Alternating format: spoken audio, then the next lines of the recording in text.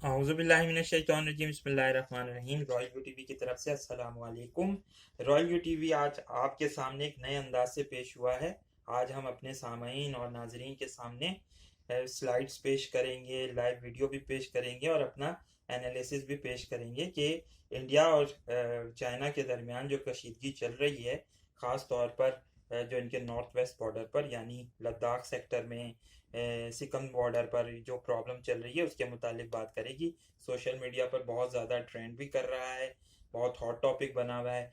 बहुत सारे लोगों ने दरख्वास्त भी करी कि आप इस पर बात करें, तो मैंने कहा चलें इस पर एक वीडियो बनाते हैं, एक नए अंदाज से ऑन द स्पॉट जो है एनालिसिस पेश किया जाए, लोगों को बताया जा सके। इस वक्त तकरीबन पूरे इंडिया चाइना बॉर्डर पर जो है कशीदगी अपने उरूज पर है। अगर आप नक्शे में देखें इसको, तो यहाँ पर ये इंडिया और चाइना का जो बॉर्डर साथ लगता है, इसमें सिकम बॉर्डर और लद्दाख बॉर्डर पर कशीदगी है। दोनों तरफ ट्रेंचेस खोदी जा रही हैं, बंकर्स बनाए जा रहे हैं और ट्रुप्स की मूवमेंट भी बहुत ज़्यादा है। आज से तकरीबन 3 हफ्ते पहले चाइनीज़ ट्रुप्स की गैर मामूली नकलो हरकत डोकलाम बॉर्डर पर देखी गई थी और साथ ही साथ तारीख में पहली दफ़ा ऐसा हुआ था कि चाइनीज़ हेलीकॉप्टर्स भी इस इलाके में देखे गए थे, जो कि एक बहुत ही अनयूजुअल बात थी, क्योंकि अमूमी तौर पर चाइनीज़ जो हैं इस बॉर्डर की वायलेशन करते नहीं हैं। ये खबर हमें इंडिया के फार राइट मीडिया से मिली थी, जिसको हमने कंफर्म करना चाहा था कि वाकईतन ये खबर सही भी है या नहीं, क्योंकि ये लोग काफ़ी ज़्यादा प्रोपेगेंडा करते हैं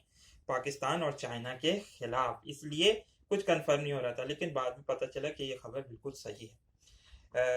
हकीकतन ये प्रॉब्लम शुरू हुआ है ताइवान के मसले पर। अभी से कुछ अरसे पहले, कुछ हफ्तों पहले ताइवान, यहाँ आप नक्शे में देख सकते हैं ताइवान को। हम थोड़ा सा इसको इस तरफ भी करते हैं ताकि नजर आए आप लोगों को। ताइवान एक चाइना से बाहर एक जजीरा है जिसका ताइपी दारुल हुकूमत है।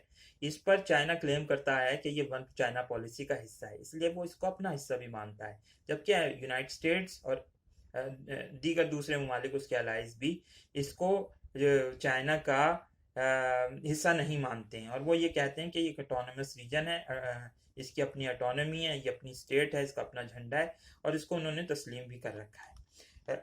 हुआ ये था कि चाइना ने दरहकीकत मुखालफत करी थी ताइवान को। एक यूएन का इजलास हो रहा था जिसमें इनको मदऊ किया गया था ताइवान को, तो इसने चाइना ने मुखालफत करी थी, जबकि यूएस इसने इसकी बड़ी कंडेमनेशन की दी थी कि इस तरीके से ये नहीं हो सकता और चाइना को चाहिए कि वो अब ताइवान के मामले पर अपना रवैया नरम करे। साथ ही साथ इंडिया ने भी जो है ताइवान को सपोर्ट दी थी कि भाई आप जो हैं इस इजलास में ज़रूर शिरकत करें। यही वजह है कि चाइनीज़ बड़े एग्रेसिव हो गए हैं इस मामले पर। और दूसरी बात यह है कि आर्टिकल 370 को जब रिवोक किया गया था इंडिया में, तो उस पर लद्दाख के मसले को लेकर चाइना यूएन में चला गया था कि आपने ये गलत किया है, इंडिया को रोका जाए, इंडिया को कोई हक नहीं है कि वो लद्दाख पर अपना क्लेम कर सके। तो ये 2-3 बातें थीं जिसने चाइना को काफ़ी एग्रेशन पर मुब्तला किया। साथ ही साथ इसकी 2-3 वजूहात और हैं।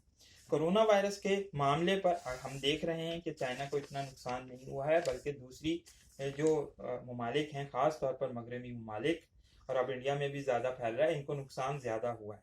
तो ये एक बड़े चैलेंज की हैसियत रखता है। अब हो ये रहा है कि हमारे यहाँ बहुत सारे हलकों को वेस्टर्न डोमिनेंस के ख़त्म होने की जो बात है ना, वो इतनी आसानी से हजम नहीं हो रही, क्योंकि हम सबको आदत पड़ गई है कि 300-400 साल से हम ये देख रहे हैं कि वेस्टर्न डोमिनेंस है, यूरोपियन पावर्स हैं, अमेरिकन पावर्स हैं जो डोमिनेट करती हैं और एक्सिस ऑफ पावर शिफ्ट हो रहा है। तो ये हमें इतनी आसानी से हो नहीं रहा है। साथ साथ ये इंडिया का भी एक प्रॉब्लम है कि वो इस चीज़ को कबूल नहीं कर पा रहा है और चाइनीज एम्बेसडर्स तो वैसे ही जो चाइना के जो सॉफ्ट इमेज को अब हार्ड इमेज में चेंज कर रहे हैं। रिसेंटली आपने देखा भी होगा कि वहाँ पर चाइनीज एम्बेसडर की मौत भी हुई इसराइल में, और कुछ लोगों ने तो ये कहा कि उनको कत्ल भी कर दिया गया है इस मामले में, क्योंकि उन्होंने बड़ा एक हार्श बयान दिया था US secretary of state Pompeo के खिलाफ।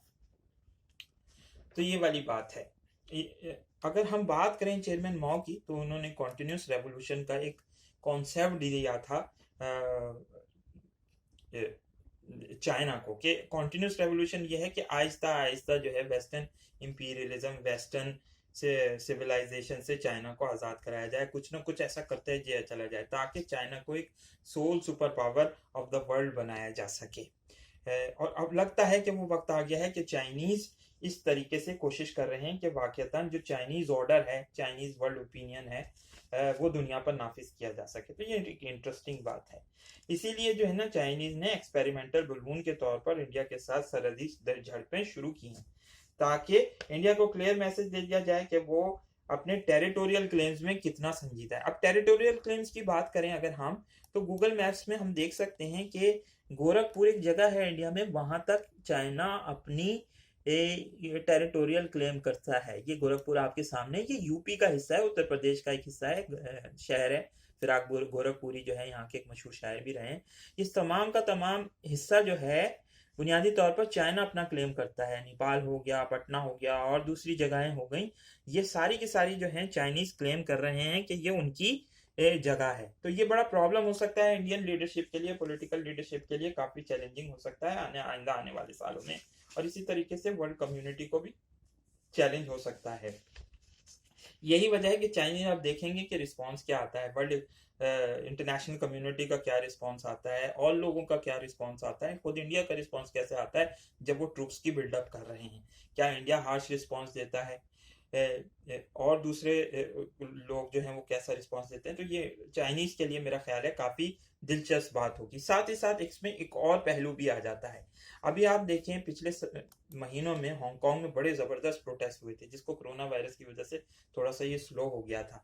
यहाँ पर सुनने में आ रही है कि चाइनीज कोई लॉ लाने वाले हैं जिसके बाद एनेक्सेशन हो जाएगी हांगकांग की भी। अगर हांगकांग की एनेक्सेशन होती है तो फिर अगेन हम मैप में दोबारा जाएंगे और ताइवान की तरफ देखेंगे कि ताइवान को भी जो है फिर एनेक्सेशन कर लेता है, और ये फिर प्रॉब्लम एक बड़ी प्रॉब्लम बन जाएगी अमेरिका के लिए भी। क्या अमेरिका इस पर किस तरीके से रिएक्ट करेगा? हम हालिया सालों में ये बात जानते हैं कि अमेरिकन इकोनॉमी जो है, यूएस जीडीपी, वो बड़ा स्लो हो गया है, नेगेटिव में चला गया है। फर्स्ट क्वार्टर ऑफ द ये जो 2020 है वो उसमें बहुत ही ज्यादा हुआ है, -4.8% है। जीडीपी उनका वैसे ही स्लो जा रहा है, रिसेशन के बाद हम ये देखते आए हैं कि बड़ा ही स्लो रहा है। तो इकोनॉमी उनकी तो बहुत ही खराब है, लोग बहुत बातें कर रहे हैं। क्या अमेरिका आइंदा आने वाले सालों में चाइना का मुकाबला कर सकता है किसी बड़ी वॉर में? ये एक सवाल है। अगर वॉर होगी तो लाजमी तौर पर वर्ल्ड वॉर 3 ही होगी, वो थर्ड वर्ल्ड वॉर ही होगी। अगर वो होती है तो उसमें किस तरीके से रिस्पॉन्स होगा? अगर हम तारीख को देखें, वर्ल्ड वॉर 1 की बात करें, वर्ल्ड वॉर 2 की बात करें, तो उसके बाद जो है अमेरिकन ने बूम किया है, उनकी इकोनॉमी ने बहुत ज्यादा बूम किया है।